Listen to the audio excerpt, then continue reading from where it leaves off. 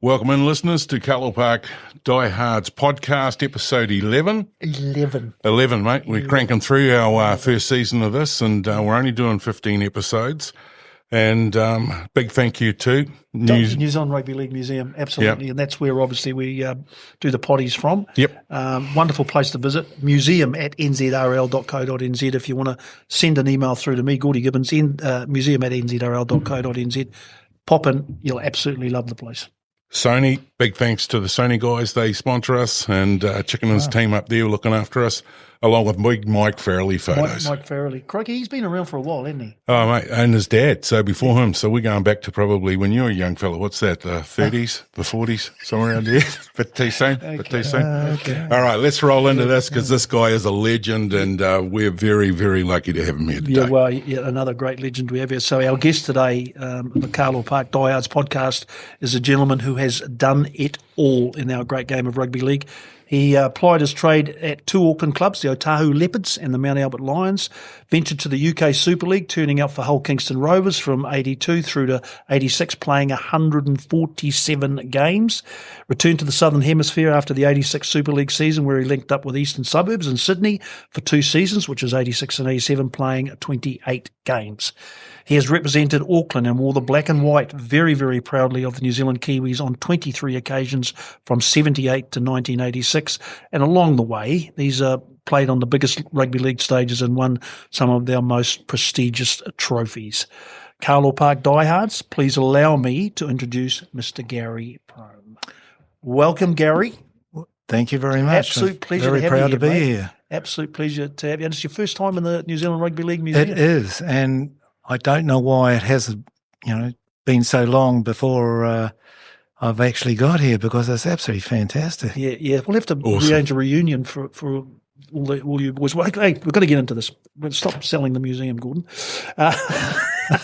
No, let's look. For legends to come to the museum and say that, they live this. Yes, so absolutely. It's important, especially if you're a fan. Absolutely. And the boys are blown away. So you got to get in here and be part of it. Yes, you do. Yeah. Okay, look, we've got to start somewhere. So we'll go right back if we can, please, Gary. Your memories from your early days, Otahuhu Leopards. Remember when you started there? Yep. Okay, I started City Newton, actually. Oh, City Newton. All right, go to the Dragons. Here we go. City Newton when I was 5, and the team collapsed about when I was 10, and we had to go up another grade, and I wasn't quite happy about doing that at that stage. So I just left it for a while. And then one day I was working in Mission Bay as a mechanic, and an auto electrician came in, and he said to me, "Hey, have you ever played rugby league before?" And I said, "Yeah, actually, I used to play for City." And he goes, "How about coming and playing for me? You're about the right size and age. I'm just short of a few players." And I said, "Oh, yeah, okay." And that was Graham Lowe. That was Graham Lowe. So how old were you then? Oh, I would have been 16, 17. Yeah, old enough to drive anyway to get there. Yeah. And were you aware of who Graham Lowe was then? Well, Graham Lowe wasn't then. No, correct. Yeah, so he's just some random come and ask you if he wanted to play rugby league. To play rugby league, for Otahuhu, great club. Come over, and he says we've got a great, bunch of boys, and I says, yeah, no, sure. So I just went over there and didn't really know anyone to start off with, but I really loved the game anyway, and that was the reason why I got back in it. Who are the boys? Who are the boys in your team? Owen Wright, Sticks. Yeah. There was Mark Graham. Peter Simons, Paul and Michael. There were, pretty good roster. Where did you slot in first? Like, did you have a position you were keen on? I think the first game I played was hooker. Okay. So I played hooker for a number of years. Yeah. And my first game out in Carlaw Park was hooker too. So, yeah. Wow. How old were you? I played against Murray Nestler. Okay. My first game was a night game. We played against Ellerslie, Otahuhu against Ellerslie. Yeah, so I think I lost 6-3. In those days, it wasn't an automatic win, right?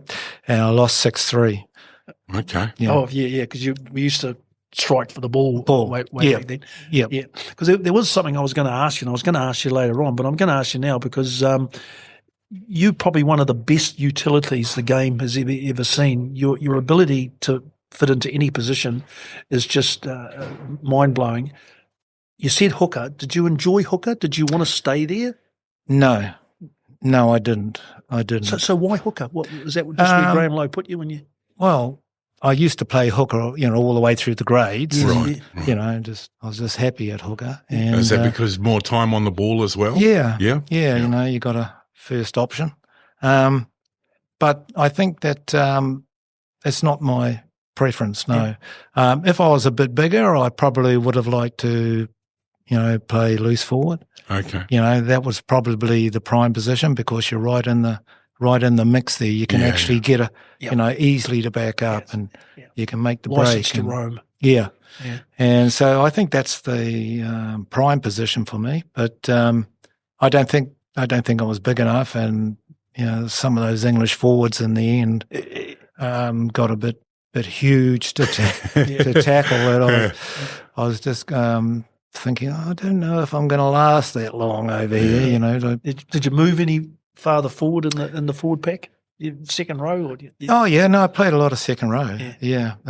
With Mark Graham and your team, you have to play second row. What about prop? Have you had a go at prop? No, well, yeah. I remember we were playing the third grade, and I had Stan Napa on blind side. Wow. I had Mark Graham on the open side, and I had my arms tied up, and they both look at each other and nod, and I'm going, uh-oh. Oh, no. I had my arms tied up. So pulled those down quickly and ducked.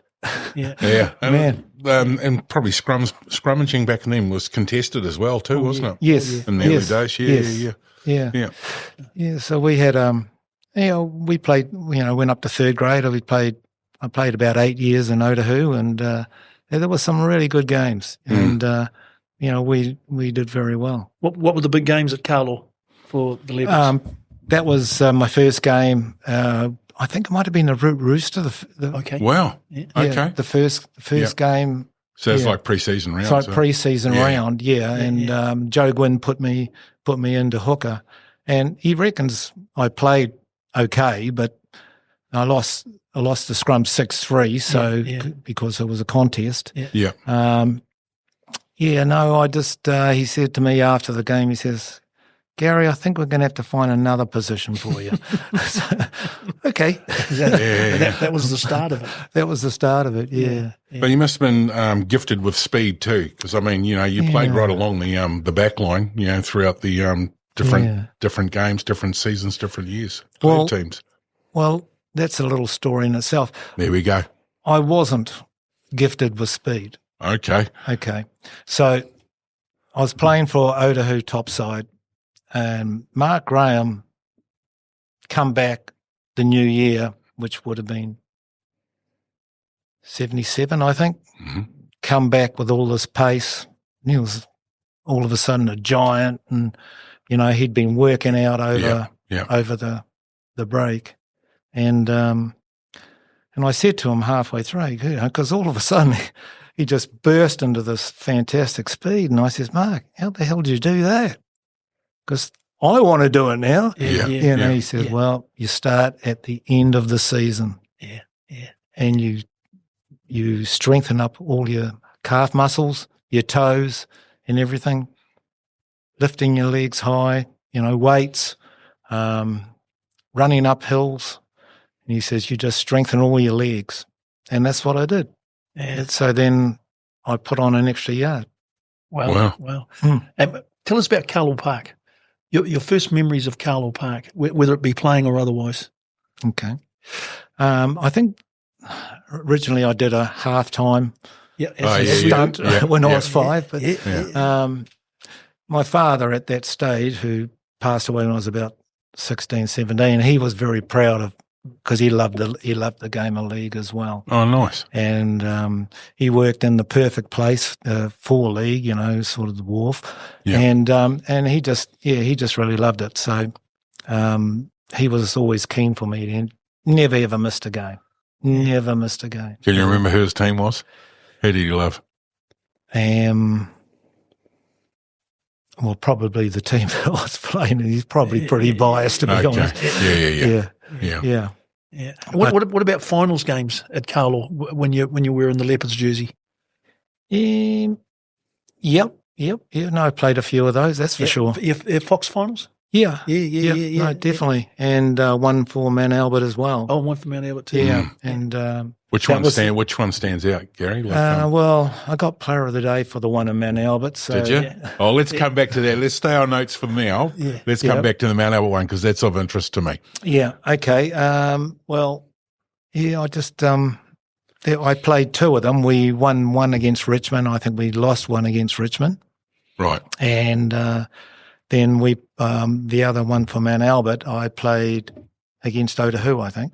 Yeah. Wow, that must have been unusual for you. Yeah. There's still some teammates in the Leopards team that when you played them? There was some new ones coming up. Huey McGann had all of a sudden grown about a metre. Yeah. You know, because they would have all been coming through behind you. They were coming through behind me, yeah. And how did you end up at Mount Albert? Okay, interesting story. Yeah, that's the one. Okay, I wasn't really happy with the season that I had and that Otahuhu had, and we sort of had a coach in for that year just to help out. Yeah, kind of style. They couldn't get the coach they had, and after having Graham Lowe as a coach, it was really hard to accept anything else but a very excellence in the coaching. So they decided in their wisdom they were going to have Ernie Wiggs. Okay. And I mean, Ernie was absolute legend. But I had a few talks to him and it didn't seem to work because I was after getting into the, Super League over in, the league over in England, or I wanted to do better. Yeah. And anyway, I just, somebody said to me at work, hey, listen, I know this Mike McLennan guy.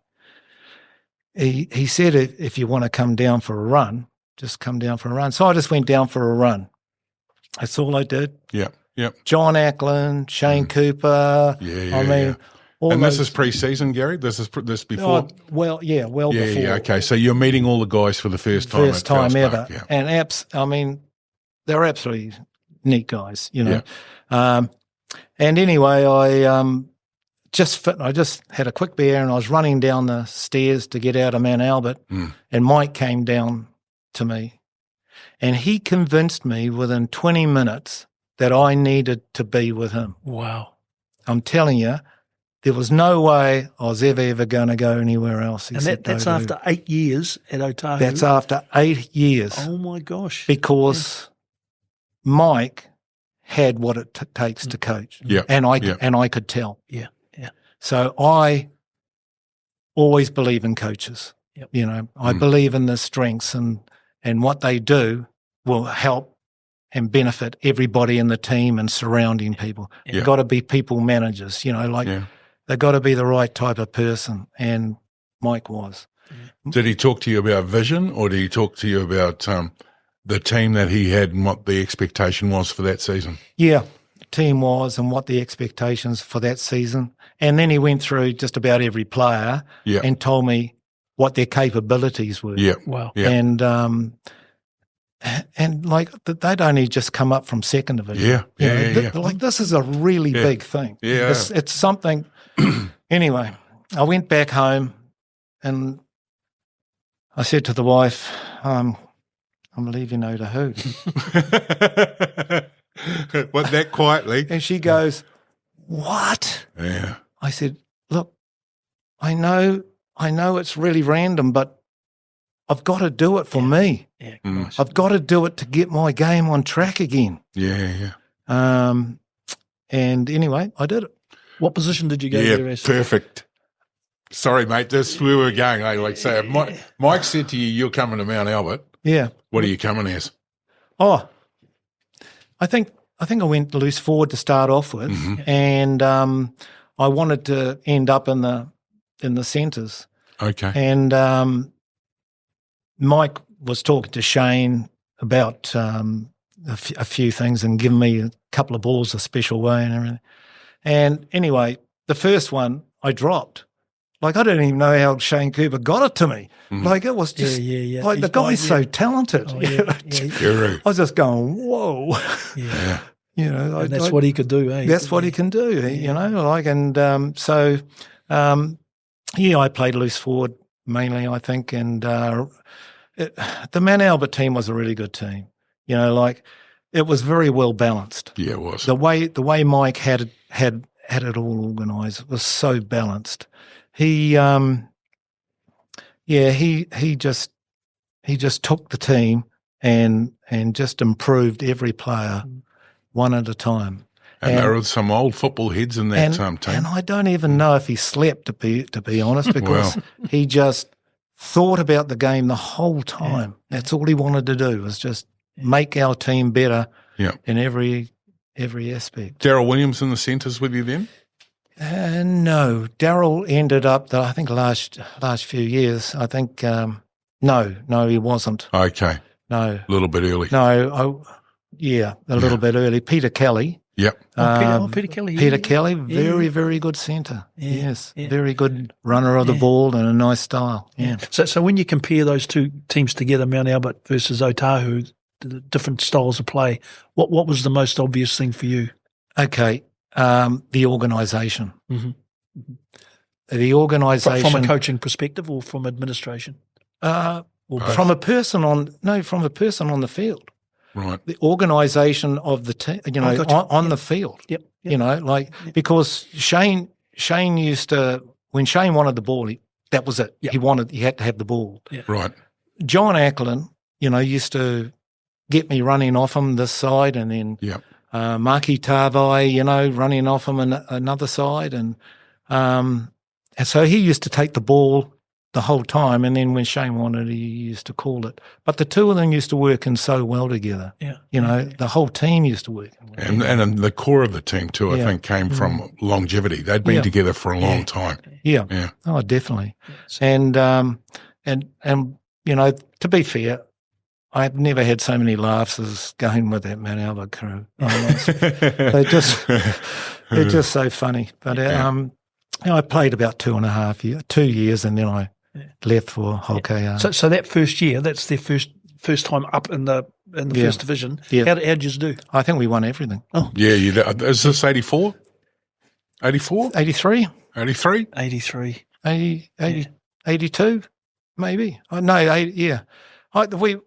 know we won everything the first year. And so that was there were people telling me, what have you done? You know? Yeah. And excuse me while I get the fox. I'll come back and tell you, excuse me while I go and get the fox. And doubting, you know, my ability for judgment. But, you know, there were a lot of people doing that, and there's no way I would have got where I was if I'd stayed. Yeah. For memory, it wasn't a big pack, but it was mobile, and they were all good ball players. Oh, they were all good ball players. Yeah, absolutely. You know, Dominic Clark and you know, they're great. Was Mick Curran there as well? Mick, no, he arrived later on. He did. Yeah, okay. That was a bit later. Yeah, and again, you know, a lot of that junior football all came through the grades. They all, you know, basically flourished and matured then. Yeah, no, they did. So the 2 years at Mount Albert. Yep. Then how did the opportunity come about for Gary Prohm? For okay, are we talking about? Probably, well, you know, the end of that season. Probably Graham Lowe again. Okay. Because he wrote an article on one of the papers when he was over in North Brisbane. Right. And it was about me, and there was another Mark Graham back home. And okay. Colin Hutton in Hull KR read that and sort of checked out a whole lot of my background stat, all my games. He was a very good investigator by the sounds of it. Chairman and investigator. So he checked it out and he gave me a ring when I was at the freezing works. Okay. Wow. And I sort of said, well, where do I sign? You know, I just want to get out of here. So did you have a deal put to you at that point? They did put a deal, a rough one. And it wasn't in writing or anything, but they said, oh, we'll do this, we'll give you that much, we'll give you a job, and we'll pay for a house and everything. And sounds bloody good to me, Gary. Yeah. Sounds all right. Sounds right, yeah. Who are the boys that are there, mate? Like, who was already up there as part of the crew? Oh, yeah, nobody. I was the first. Yep. So went back to Gail again. Gail, we're going to England. Oh, sweet! I'll just pack my bag. Yeah. I bet. Can you get me in some of these decisions when you make them? Yeah. I said, no, I've already given them the okay. Wow. So while you're there, you play in some of the biggest rugby league games on the planet. Yeah. Wembley, 120, 130 odd thousand people. Yeah. John Player trophy. Yes. Yes. We won that. Well, hard question for you. What's your standout there? I presume you're going to say the Wembley Grand Final. Well, yeah, the Wembley Grand Final was absolutely amazing, for so many things. And just listen to that roar. I think we're well on our way to a 90,000 crowd. People are still packing in at the back. And whatever it is, the biggest crowd anywhere in world rugby. Do you want me to carry on with that? Man. Oh, yes. Everything. We want it all. We want it all. All right. So in the morning, so sick, I couldn't eat. Couldn't drink. Sick as an anxious, getting ready. As an anxious. Yeah. And I was using up all my energy, and I didn't want, I knew, no, I can't do this, and I tried to relax and just not use my energy. Anyway, we're in there. We're in the changing rooms, and we go up to the changing rooms, which is at that time, it's probably changed now, but at that time was a little steep ramp. So we're going up the change rooms. Next minute, I could hear this roar, absolute roar, and it was just amazing. All you can hear is a roar and just colours flying everywhere. And, that was absolutely great. It was, we did lose by 1 point. That's right, 1 point. 1 point. And, who'd you play? We played Castleford. Wow. We played Castleford. And Castleford, to be fair on them, they hadn't played that well all year, but they just decided to throw their best game at us, and they played really well. Yeah. I think we could do with a try now, don't we? I think they've settled down with the nerves. Oh, that's a good catch from Kevin Moore. Marchins, he's got David Plant on his outside. He's done it in, he's going for the line, and he must make it. Oh, magnificent Tony try there. What confidence there in Tony Marchins. That's what he's doing here with his forwards. Beardmore. Oh, but that's a good pass. And that's a silly one. Kelly, and that's a good pass to Prohm. He's got a chance here. Has he got the legs? I think he has. He's going in for a try. Jamie Sandy. And that all came from that silly pass. And suddenly, Gary Prohm, in his last match for Hulkinson Rovers before he pops down under to the Eastern Suburbs club, is set. The tennis is alight. Castleford cannot believe although Kingston can't believe the look here. Bob Beardsmore, he'll never ever forgive himself here when and it was bully England. Cannot believe it. Lovely ball from Kelly. Gary Prohm, a formality, this fella. Just straight down the middle of the park, comes down all the way, and all Kingston needed it. Halfway through the game, I was completely concussed. Well, not even halfway, before half time. Right. Kevin Ward decided that I needed one of his knees in my head. So, good old Kev Ward, eh? But, we've spoken to him since, so he's pretty good now. Well, we're all mates again, We're all mates again. So. Yeah, but I struggled a little bit, and at half time they sort of brought me around, so I scored 2 tries in the end. Balls at first and second receiver, driving the game in. Harkin. Thurburn linking up well. Kelly. Well, still going. Did well to keep hold of that, Andy Kelly. Gary Prohm. Oh, just look at the time. And he's given the try. Yes. What a surprise. Gary Prohm Well, he was deceived by that try earlier on with Bob Beardmore, and he's deceived everybody himself. It looked as if he was going into touch under a cloud there of the Castleford players. Well, I'll tell you what, Ray, he might have let a try in, but this try certainly took some scoring. This is very, very strong man. He's got 3 men round him and just pops it over the line. And I think here, Alec, we must compliment Robin Whitfield on his refereeing here. If we just look at these yellow shirts, over the top, but just look at that arm. Do you remember scoring the tries? Yes, I do remember the tries. Oh, okay. Yeah, the first try, they dropped the ball and Andy Kelly picked it up and then just threw it to me and I just scooted off for a try. Yeah. But the second try was quite interesting that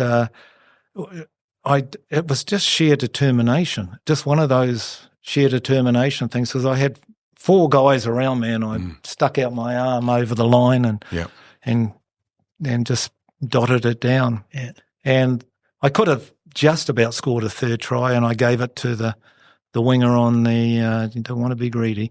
Just give it to the winger. Nice one, Gary. And I gave it to him and he unfortunately put it down in the corner rather than trying to just better the angle a little bit. Right. And, So take us back. Oh, sorry, mate. Yeah. No, go ahead. No, I was going to say, just take us back when you're walking out of that tunnel into that arena. Yeah. You know, oh my gosh. You know, I know. Well, Oh my gosh. Well, what's this boy from Otahuhu who went I to Mount know, Albert? I know. What am I doing here? Yeah, I know. And then they started introducing Princess Alexandra. Wow. You know, and she had this perfectly white glove on. Yeah. And it was always one of my traits to pick up a bit of the soil and rub the soil in my hand. Oh, good For work. good luck. Good work. For good luck. Oh, here we go. And anyway, it came up to my turn for the princess. Oh, no. So I was rubbing trying to get the dirt off my hand. Yeah. Yeah. And it didn't come off and I had to shake her white glove. great stuff. Yeah, so that was... Sorry about that, love. Yeah. Yeah, I'm sorry about that, princess. Yeah. Yeah, so anyway. It's amazing what you remember, eh? Yeah. That's gold. Yeah. That's gold, mate. Yeah. Wonderful memory. Wonderful memory. So anyway, after the game, you know, there was a couple of days in it, and then we were going to fly back to Sydney to play for Roosters. So everybody was completely down, you know, and out, as you could well imagine after losing. Deflated, eh? Yeah. After 1 point. So I said, Gail, this is not going to be our last. What did Gail say? What no. now, Gary? What now? What now? Pretty much. This is going to be our last game here. You know, last moment here with all of these fantastic players. Let's make it a memorable one. Rightio. Dance on the table, she said. Yes. Good girl. Push everything along. Next minute, put a good song on, dance on the table. Oh, my gosh. And we had a great night after that. We just started it. We had to start it. Yeah. Special friends that you still keep in touch Oh, with? totally. Mike Smith, Jackie Smith, you know, like David Watkins and his wife, Janet. You know, like absolutely great people. Yeah. No, there's a lot of phone calls going there to and from. Yeah, cool. And they rang us up to go to Vegas. Come on, Gary, you got to come to Vegas. And then come to the game first, the game against Brisbane Broncos. And I go, oh, no, I can't do it all. No, so I didn't go. But, a lot of Stay in communication. touch. That's good. Yeah. That's good. Yeah. So where does the Roosters come in here? How does that all come about? Okay, that's straight after the grand final. Yeah. So you didn't fly back to New Zealand. Did Mum think you were coming home or you knew you were going to Australia? I sent her to New Zealand. Okay. Yeah. I sent her to New Zealand. And But who coordinated that for you? Who was the conduit that got you to the Roosters? Well, it was Colin Hutton and Arthur Beetson, really. Oh, right. Okay. So okay. Arthur was a coach. Why Gary Prohm? Why Gary Prohm? Why did he wanted a centre. Yep. And I'd scored 45 tries that year. Yes, yeah, which is a record. Still a record, yeah. So just for the listeners, you'd play centre at KR for your first season up there. Okay. Yeah. No, not really. Oh, here we go. So how many positions have you played at this point? Well, what actually happened was that I was the first Kiwi there. Yep.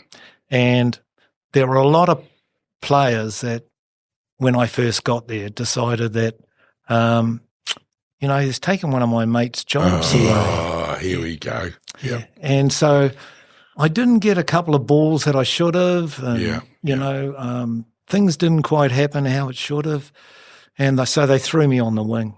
Okay. And, I played all right on the wing. It was okay.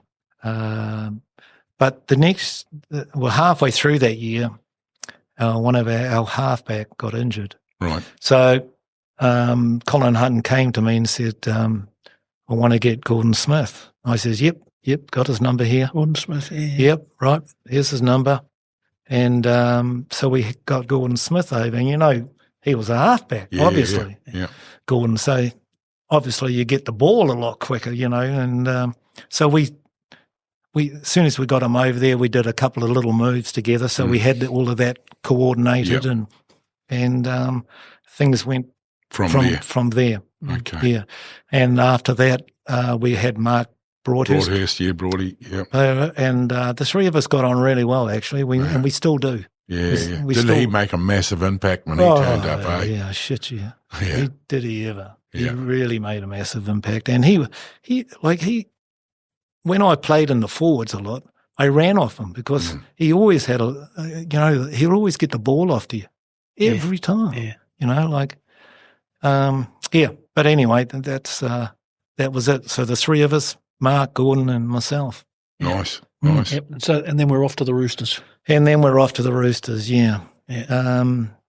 So arrived at the Roosters. Mm-hmm. Pretty hot that day, and we're playing Parramatta at Parramatta. And anyway, I couldn't even put the shirt on because it was just so hot. It was over 27. Yeah. Wow. And obviously we'd been in 16 degrees and snow, and, for the last 6 months. Yeah. But anyway, I was just warming up out the back and went in to get my shirt on, and I noticed on the massage table the rooster, the mascot. Right. Yeah, he was on his back, right? And they were trying to cool him down, and there were wetness for it. He had heat stroke. Oh, wow. Wow. Yeah, so that was the funniest thing, seeing the rooster lying on his back with heat stroke. How the hell am I going to do? Yeah. So it was pretty. And what were you coming on the park as in centre. Position? Centre. Okay. Yeah. All right. Who's in the squad with you? Dean Bell. Okay. Huey McGann. Okay. The Axe. Great lineup. Great lineup. There was a mixture of Sydney, Brisbane, and Kiwi. Right. Yeah. So it was really good. Yeah. How did the Roosters do when you were there? Yeah. I think we came third. I think the second one we struggled a little bit. Yep. But Arthur, so I always went for coaches, as I said earlier. Yeah. So Arthur Beetson was, basically Arthur Beetson. Well, he was. He was, he great was footballer too. he was the best footballer ever. And I used to study his, the way he ran, and he's just brilliant. He was my idol. Yeah. So being under him for that time was really, really good. Yeah. And, so the lifestyle in Sydney comparative to Hull KR, that must have been a huge yes, it was. It was a huge, especially for Gail. Right. And that is so important too. Yeah. Well, they all had, the glamour girlfriends and, this, and then Gail's not a glamour. Hey, be careful where you're going here, Gary, because we're not talking about your trophy wife. We had 3 kids, of course. Yeah. And Trevor Gilmeister was really good. He said, Gary, bring the kids round. Mm. Yeah. And I said, mate, they're pretty noisy and they'll upset. He says, mate, we love kids. Bring them around. We're having a barbecue on the weekend. Yeah. We're getting all the Brisbane guys around, so you guys come around as well. So he was really, really good, So you enjoyed your time. Enjoyed the time there. That would have started probably an interesting and long-term relationship with Dean Bell, obviously going back UK and what have you. Yeah, no, it's definitely, yeah. I was going to ask you too, sorry, Gary, when I just take you back to Hull KR, when you played against Australia when they were touring England. I think you got beaten 30-10 or something, but that must have been a good buzz playing for Hull KR against the touring Kangaroos. Oh yes, definitely, and there weren't too many. I don't think too many teams played them. No. There was only a couple that. How were you selected for the game? Do you know, just as the offers, because you were sitting on the table, or was it just part of the tour for the Aussies when they were there? Good question. Now, was Arthur Beetson coach? Of the Aussies? I don't know. Might have been. We can find out. Well, or comments. Somebody put a note in the comment underneath. But do you think that's how it fits? Well, I'm just sort of putting the two together. Dots, Yeah. So I think that may have been the the angle. Yeah, and of course you played against Queensland too for Hull, and you beat Queensland. Yes, we did, because they toured. I think they toured Papua New Guinea as well, didn't they? Yes, yes. That was a bloodbath, basically. Oh, okay. Well, tell us about that. Well, that was pretty hard. There were guys going off with splits on the. Broadie's played in this game. Yes, and there's a little bit of a tap involved in this one, isn't there? As in pop. Yeah, he did actually. He did give the guy a tap. He did, because he was actually carried off after that tap, I think. The guy popped. Oh, yeah, that could be true too.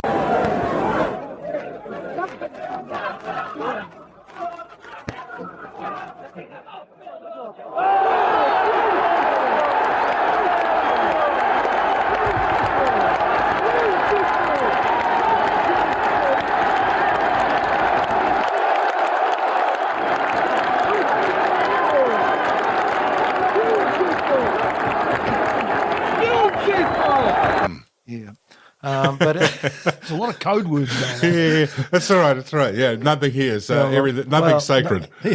Nothing here to see. Keep moving. Yeah. Well, I got belted on the ground and marked didn't like it. Yeah. Basically, pretty much. And the next play the ball, he just dropped the guy. I think. Wow. And I think that calmed everything down. Robin Whitfield, the referee, he didn't send him off. I don't think he saw it. Did he see it? He may not have saw it. He may not have saw it. I got to try and dig that one up on a YouTube. Let's find that. It's a classic. So who's in that Queensland team? Any standouts there for you? You remember? Oh no, I can't remember too much, mate, about the whole game now. Yeah. But I do know that we won and it was a bloodbath. Mike Smith had a terrific game in there, and it was a really low scoring game. I think pretty much 8-6. 8-6 you won. Yeah. That's it. Yeah, but it's pretty much the it was a bloodbath right from the word go. They were out to damage us, and they did that. With those games, especially in the English piece, I'll talk to that one first. Any game stand out that you thoroughly enjoyed, or whether it's a win or a loss that stayed fresh, not so much fresh, but stayed in your mind as one of the clashes that when you're with some of the boys that you've played with or having a beer or whatever, this one always comes up in conversation. Right. No, I don't have anything right at this moment. We might get back to that. Yeah, cool. I'm sure we can find something in there. Well, while you're thinking of that, take us back to Auckland and when you played for Auckland, because Auckland's always had, around that era especially, some wonderful players. Definitely. There were some fantastic players around that time. And Bill Sorensen, coach again. It's all about the coaches. He was a terrific coach. Yeah. Notable wins for you with an Auckland jersey? I think we might have beaten Cronulla on. So is this Amco Cup games? Amco Cup. Yeah, cool. Yeah. Right. Yeah, so I think we might have beaten them. Yeah. That would have been a nice one to have. Yeah. And what about the losses? Oh, there's quite a few of them. But no one remembers those, We never remember those. But when I ask you about a loss, something that you think, shit, we should have won that. Oh, yeah. Well, I think we've all been part of games like that. Well, that would have been Wembley Yeah. Oh, okay. Yeah. The one-pointer. The one-pointer. So the winger scored in the corner, as I said. Yeah. And we run out of time, basically, so we had to kick it to win. Yeah. Oh, okay. Okay, and John Doherty had missed so many kicks throughout that game. Yeah. And George Fairburn said, Switch. Georgie Fairburn said, hey, listen, I'll kick that, And John said, no, I'll do it.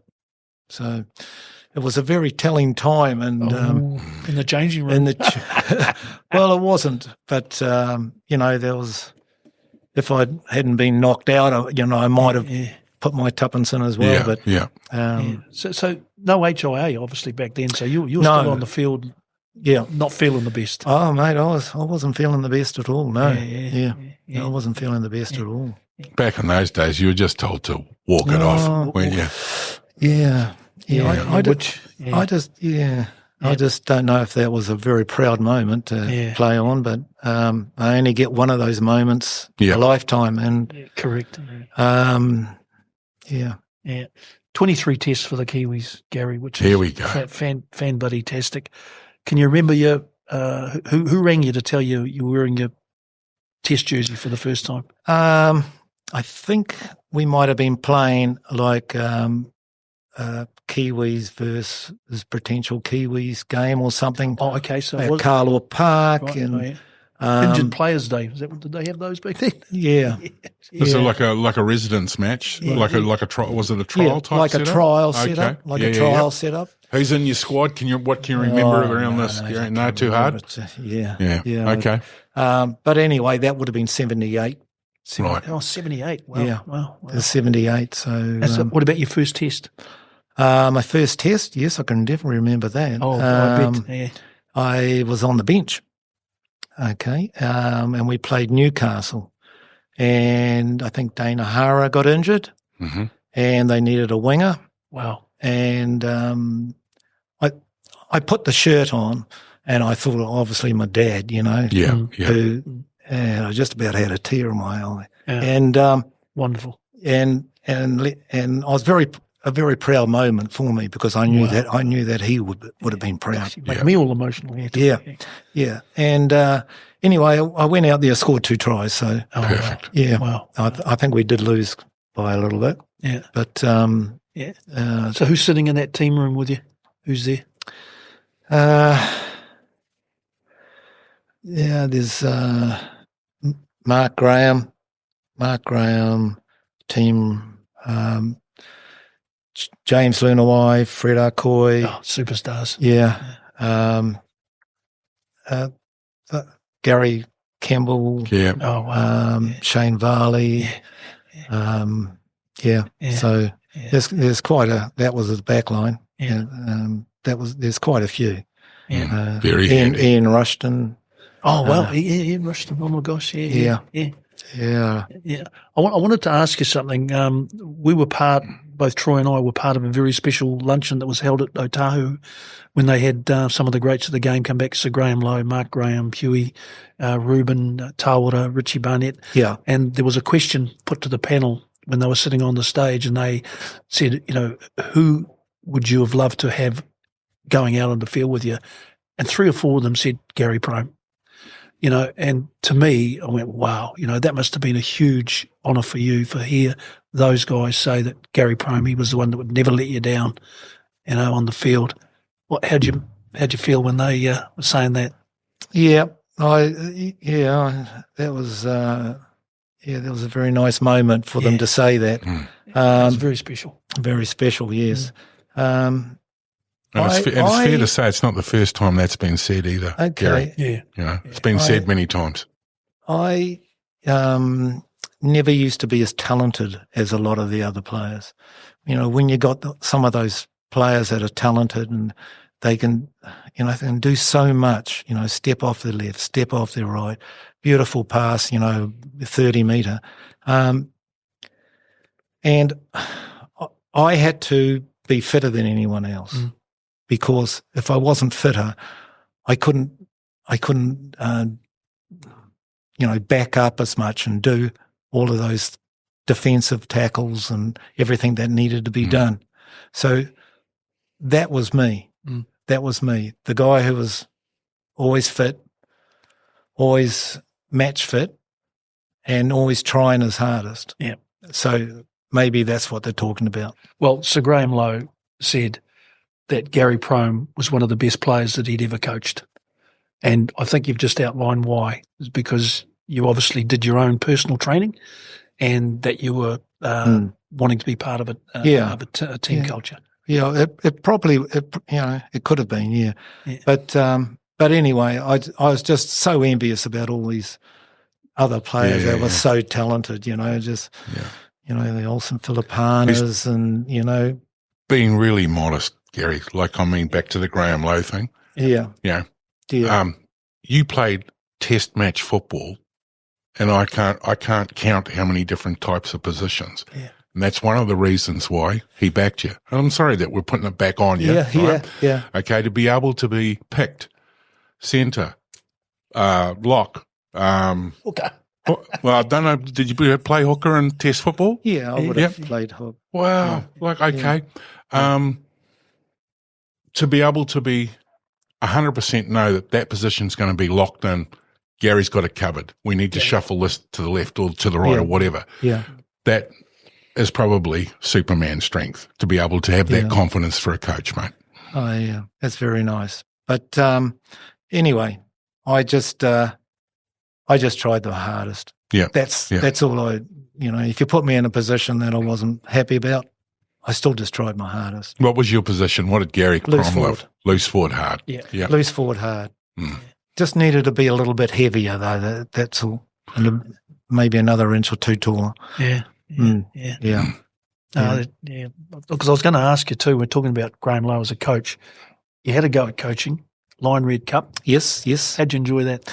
That was good. That was really good. Who was your side? The Vulcans. Oh, okay. Yeah. So, Auckland. Yeah. Auckland Vulcans, yes. Yeah. Jason Mackey, was he in that team? No. I think he's Harbour, isn't he? No, definitely not. No. Oh, we had a really good side. We played really well. We Tony trained Boddicker? hard. Yes. Tony, rest in peace.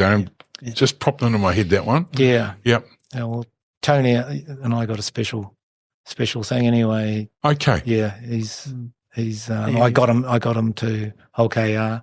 Wow. And okay. Hull KR. Right. Yeah. Awesome, Gary. Yeah. So I got him to Hull KR. He played really, really well over there. Yeah. The fans carried him off the field to the directors, chanting to sign Tony again. Wow. Oh, unbelievable. And they didn't sign him. Wow. What? Yeah, I know. He was such a great footballer. And but may I ask why? Was there any particular reason why they didn't want to re-sign him? Yeah, there's a really good reason, and it's not a good one. Oh, okay. It's the reason is that Tony didn't have like a Kiwi thing behind him. Oh, okay. A test jersey, I mean. Test jersey. Right. He didn't have a test jersey behind him. Oh, crikey. I know. I know. But I mean, he played junior Kiwis, schoolboy Kiwis, all that sort of stuff, doing probably not on radar. I know. Wow. He should go on the game, know. But I had all sorts of people, texting me back, and Tony had another great game, and sort of all sorts of things going on. Yeah. But I really like Tony. Did you take anybody under your wing when you were coaching? You think, right, he's got it, and did anybody stand out for you? Oh, yeah. Stacey Jones. Oh, my gosh. There you go. 17. Everyone was telling me he's too young. Yeah. Don't do it. He's too young. Yeah. And with Stace, I had him play about two or three games for me. Yep. And he was a little bit standoffish, and he was sort of up with the big boys, and he was sort of a little bit not scared, but trying to find his way. Just trying to find his way. Yeah. And so I just put him down for 3 or 4 games again, and then I brought him up, and we played Waikato at Waikato. Yeah. And he scored 4 tries. Oh my gosh. like he does. The birth of Stacey Jones. Yeah, the birth of Stacey Jones. That's your claim to fame, mate. You introduced Stacey Jones to the world. Not just mine. Not just mine. It was an obvious one. Yeah. Well, just mention that we had a point boy in here earlier. Him coming through the grades, there was always talk about the under 15s, the under 14s. Even then, he was known, as coming. Yeah. Well, Stacey's got a good pedigree and football's in his veins. You know, it was always going to happen. Would you consider coaching again? Yeah, at any level. Yeah. I the coaching I probably enjoyed the most was Otahuhu 5-year-olds. Yeah. You know, right. They were just amazing. Just the parents all worked together and. It's how it starts, eh? Yeah, it's how it starts. It was really good. Stan Harper and myself, we had an Otahuhu team for a couple of years, you know, and 2 girls playing, and they were our best players. Yeah. Always the way, eh? Always the way. And it was really good. Yeah. I think that it's quite often it's quite good to actually coach to see what it's like, you know. For those coaches who's coaching you. Yeah. So when you stand back now and you look at the game today, there is so much different about the way that it's structured, the way the coaches coach, and back in the day. Oh, totally. Yeah. Everything changes, and it just about changes every year. Yeah. Every year, and I mean, we've got a fantastic product of rugby league. Yeah. It really is, and it's really, really nice. You know. When I was a kid, you know, and I was playing, and I went to Remuera Intermediate, and I was playing out in the field. I was playing rugby league. Yeah, not much rugby league being played in Remuera, I would have thought, Gary. No. But I had to go see the principal after that, and I was asked not to play rugby league at that school. Yeah, it still goes on today. I cannot believe it, really. I couldn't believe it at the time. Yeah. So anyway, it's the game of my choice, and I just love watching. Yeah. Did you try anything else? Did you ever? You're going to tell us you're a New Zealand rep and something else that we don't know about? Water polo. As a kid, I used to fly model aeroplanes for New Zealand. Okay. As a kid, yeah. Wow. So I used to like building stuff as well. Yeah. So used to do things like that. Oh my gosh. Oh my gosh. I want to talk some Kiwis. I want more Kiwis. You want more Kiwis. More Kiwis, mate. 80s. Let's go 80s, because it's always going to be the thing that for, especially the Carlaw Park diehards, you know. Yeah. Test series in the 80s. Which ones stand out for you? 83. Yeah. 83 and 85 third test. Yeah. Yeah. So 83, which one? The one in Langs Park, without a doubt. Well, I mean, we hadn't beaten Australia for so many years. 12 years maybe, since 71. Yeah. Yeah. You know, like we hadn't beaten them for so many years, and it was just a fantastic feeling. The week leading up to it. You couldn't even sleep. Yeah. No, well, that's you. You were there. Afterwards, you couldn't sleep because it was, you know, you just couldn't believe it happened. Yeah. The week leading up to that game, and you guys arrive in Australia, you're getting, you know, you're starting to train. You've probably had the big chat from Graham Lowe. Yeah. Okay, and we're getting ready to go. When did you have a vibe, or when did you sort of feel, shit, we're all on here? Yeah, well, Graham Lowe asked us to come out one at a time and give a 5-second break in between it. Wow. And he was going to tell us something. Well, when I got to him, he said, knock their heads off. And that was it. Knock their heads off. Right. You know, just get stuck into them.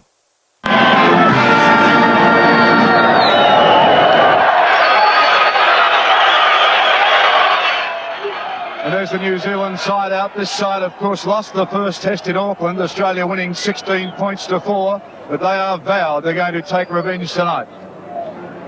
Shane Varley, the halfback, a pretty spirited little player too. Gary Prohm, good style of a lock forward, this fellow. And that's the New Zealand anthem being played now. Varley still having a bit to say. Max Grillage standing a long time, then it's Prohm that hits him. Good player, that Prohm. That's the way they've got to make their tackles. Hit hard. The man with the ball is very important. Kick from Mortimer, charged down though by his opposite number, Shane Varley. He slips as he takes the ball. Brought down quickly by Mortimer. This is Prohm. This Prohm makes territory every time he touches. Great potential, this kid. A very good player. Broadhurst, lovely pass up for West. The big fella striding out for New Zealand, turns it back though, but put down and Australia come up with it. Bad luck for the Kiwis and a good break from West. And a very unfortunate incident. Robin Whitfield having a bit to say to him. Here's the incident again. Prohm was the man over the top. Varley underneath, there's the swinger. Obviously, Ray didn't like being stomped on either. And there's the stomp on the leg. Not the sort of football you'd see Ray Price put together. I think Pricey might have come out second best on that one. He copped a fair free corner too. And that's a great coaching philosophy, isn't it? Yeah. That's why I picked him. That's why I picked that coach. No. Yeah. One of the moves in the game was pretty cool. I swapped with Fred Arcoy at standoff, and he went to loose forward, and they threw the ball to me, and I ran back into the scrum. Right. From a scrum right in front of the post, sorry. Yeah. And I rang back into the scrum and trying to connect with Wally Lewis and sort of push over the top of him so he was out of play. Take so him he out. couldn't And he's not a small guy either, is he? No. He's about 100 kgs of a standoff. I know. He's a big boy. Yeah. And so I did that, and Texas, Graham West. Gotcha. Went through off Fred Arcoy and broke the line and scored. There's the scrum, 10 metres out. Looks like a New Zealand ball. Chance for the Kiwis. This is right. This is Prohm. Arcoy dummy half. Lewis in the way. Arcoy goes to Miller to get Arcoy on the West, and the New Zealand Kiwis are in. Good try. Oh, great try. So it was a great try, a great move, and it worked. So that I remember that move. Yeah. That's a great move. Yeah, just basic. Do you have any fond memories around the Nicky Wright tackle? Which one? The Mel Meninga one. The one with Mel Meninga. Yeah. Oh, yeah. There's so much to remember on the night, though. Oh, gosh. I know. I'd love to have a story about the aftermatch function. Oh, yeah. Well, there wasn't much of an aftermatch function. There was just people with smiles on their face. Yeah. It hadn't happened since '71. No. It was just an amazing time. Yeah. So what about 85? Yeah. 85. We played the Australia. We played the first game was in Australia. Yep. And we'd lost that, but there wasn't much in it, eh? There wasn't much in it. We were in the game most of the time. And then we played the second test, Carlaw Park. And, John Rebo. John Rebo scored in the corner. Was it a forward pass? Was it a forward pass? It didn't look like a forward pass to me. Right. And I was running across. You were there. I was running across trying to get to it. I don't know how the hell that happened. I really don't. Yeah. But I think if you go through it, I think one of our players broke the line and went up in front. Right. Yeah. And I think that caused enough. It caused the bodily grievous harm. Yeah. But that I was never been so devastated ever about losing a game, and everyone else was the same. Everyone in the crowd. Everyone in the same. crowd. Everybody. Everyone in the crowd. There wasn't a word spoken. No. What was it like in the room with you and the guys, mate? Not a word spoken for quite a while, and I've got a fantastic picture of Mark Graham and Graham Lowe trying to work out what went wrong in all the water and the mud, you know, that came with Carlaw all over, Mark. Yeah. But what a difference a week makes in rugby league. Yes, it does. And Graham Lowe had this fantastic idea. He says, I'm going to walk up Queen Street. I'm going to take all you guys. Just got to find out where to park the bus. Yeah. What were you guys thinking at that point? Were you going to what? What's he done now? What's he going to do? Anyway, they put it on the radio that we're going up at 12 o'clock, and the people that were behind us, patting us on the back, wanting autographs, and it was just phenomenal. He couldn't have thought of a better idea, you know, to get us out of that rut that we're in, you know, after losing that game. And it was just a fantastic idea, and it worked very well. It certainly did. And It certainly did. and that was the first time in 26 years or something they had zero. Nil. 18, wasn't it? What was the vibe like? You know, you're getting off the bus into Carlaw, you're heading back there. You've had the big pump up on the Friday before the game. Yeah. Well, everyone was quite positive about it in that particular game. Everyone was, you know, really positive. Wonderful occasion. I don't think I've ever seen Wally Lewis destroyed so much by Olsen Filipana. God love him. Olsen just had a blinder. Because Olsen had come from playing reserves in Sydney. Reserves, yes. He kicked over the top. He chipped through. He spun ran out. through. He ran through. He gave him the bump. You know, those Archie bump. The thighs. And that all of us had worn over the years. And he just had a magnificent game. Absolutely. And I'll always remember him for that game. Yeah. Yeah. Unbelievable. As do probably a few million rugby league fans. Absolutely. Any other fond memories that stand out at that level, Gary? And you've probably got thousands of them, eh? It's just how you sort of get to connecting them when we're doing this sort of thing. I suppose, you know, like, I don't have too fond, you know, they're all fond. Yeah. They're all fond of me, fond, really. Wow. I just love my time. The people I played with, you know, the managers, the coaches, you know, I'm just fond of them all. They're just great. Who's your NRL team? You follow Warriors. Warriors hard. Oh, totally. Yeah. No, good. Well, you know, playing for Eastern Suburbs, having different relationships, you know, it's something that we always ask all of the legends, you know. No, definitely. And if we didn't have a Warriors team, who else would you be following? Oh, yeah. No, without a doubt. No, I follow the Warriors. Without a doubt, it's my team.